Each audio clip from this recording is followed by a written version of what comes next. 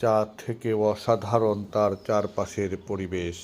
শালদই ও শ্যামপুর মোড় থেকে গিয়াসপুর যেতে গাঁওড়ার কাজীবাড়ি চৌরাস্তার মোড় পড়ে পথে। চারদিক খোলামেলা সুন্দর জায়গা, নির্মল বাতাসের অবাধ প্রবাহ। সেখানে নেই কোনো হই হুল্লোড়, শান্ত নিরিবিলি একটি স্থান বলা চলে তাকে। মাঝে মধ্যে কেবল দু একটি ইজি বাইক ও মোটর বাইকের মতো হালকা যানে নির্জনতার একটু ব্যাঘাত ঘটে।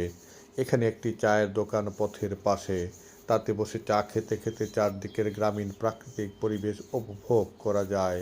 অদূরে বিল, চায়ের দোকান থেকে বিলের ঢাল চোখে পড়ে। এখানকার চা দোকানি আব্দুর রশিদু এলাকার চা পানের জন্য এসে খানিক আড্ডা মারেন এখানে সেও আশেপাশের লোকজনই। তাদের অধিকাংশই বয়স্ক। তারা কাঠের চৌকিতে আয়েশ করে বসেন, চা খান, জমি খেতি গেরস্থি ঘর সংসার ইত্যাদি নানা বিষয়ক আড্ডা মারেন। তরুণ মাঝবয়সী চাকরের সংখ্যা এ দোকানে কম।